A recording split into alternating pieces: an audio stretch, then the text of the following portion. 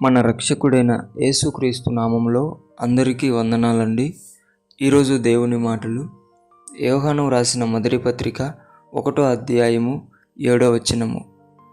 యేసు రక్తము ప్రతి పాపము నుండి మనలను పవిత్రులనుగా చేయును. ప్రియమైన దేవుని బిడ్డలారా, మనమందరము కూడా పుట్టుకతో పెరుగుతున్నప్పుడు పాపం చేసి అపవిత్రంగా మార్చబడిన వారమే. కానీ దేవుడు కొంతమందికి మంచి మనసు ఇస్తాడు. ఎలాంటి మనసు అంటే, అయ్యా నేను పాపిని, నన్ను క్షమించు, నేను పవిత్రంగా మారాలి అని ఆశ వారి మనసులో కలిగేటట్టు దేవుడు చేస్తాడు.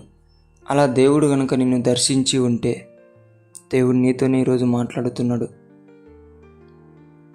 నీ పాపము నిమిత్తము నీవు అపవిత్రపరచబడిన నీ జీవితం కొరకు పరము నుండి ఈ భూలోకమునకు ఒక ఆయన వచ్చాడు. ఆయన పేరే యేసుక్రీస్తు ప్రభుల వారు.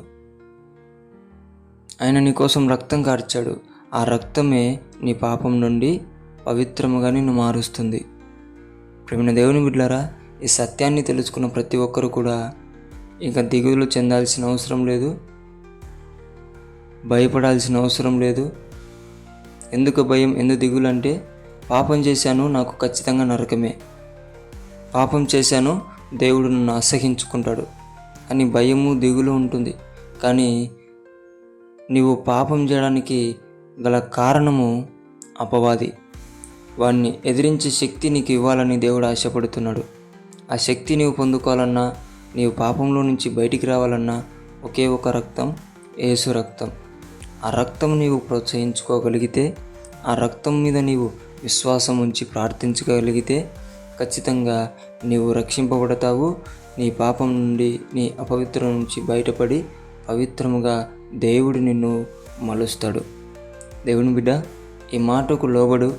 ఖచ్చితంగా అయ్యా నేను పాపిని, నీ రక్తం నా మీద ప్రోత్సహించండి, నా హృదయం మీద, నా మనసు మీద, నా ఆలోచనల మీద, నా తలంపుల మీద, నా చూపుల మీద, నా మాట మీద, ఇలాగా అన్నిటి మీద పాపము ఏ విధముగా జరుగుతుందో, ఏ విధముగా వేటి ద్వారా జరుగుతుందో వాటన్నిటి మీద నీవు ఆయన రక్తమును ప్రోత్సహించుకోగలిగితే ఆయన నీ నోటిని బాగు చేస్తాడు, నీ చూపును బాగు చేస్తాడు, నీ ప్రవర్తనను బాగు చేస్తాడు, నీ హృదయమును బాగు చేస్తాడు.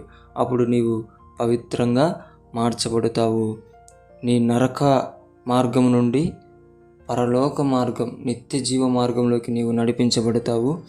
అప్పుడు ఆ భయం పోతుంది, ఆ దిగులు పోతుంది, సంతోషం దొరుకుతుంది, సమాధానం దొరుకుతుంది. కాబట్టి దేవుని బిడ్డలారా, సత్యాన్ని తెలుసుకొని యేసు రక్తంలో కడగబడాలని దేవుని బిడ్డ మనవి చేసుకుంటున్నాను. దేవుడి మాటలను దీవించునుగాక. ప్రార్థిద్దాం. యేసయ్యానికి వందనాలనైనా. ఎవరైతే ప్రభువా పాపం చేసి దిగులు చెందుతూ భయపడుతూ ఉంటున్నారో వారికి నైనా ఈ మాటలు వినిపించండి. ఈ మాటలు విన్న వెంటనే వారి హృదయంలో నూతన క్రియమును నీవే జరిగించమని ప్రార్థిస్తున్నామయ్యా.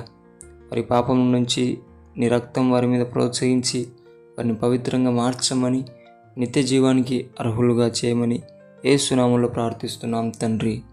ఆమేన్.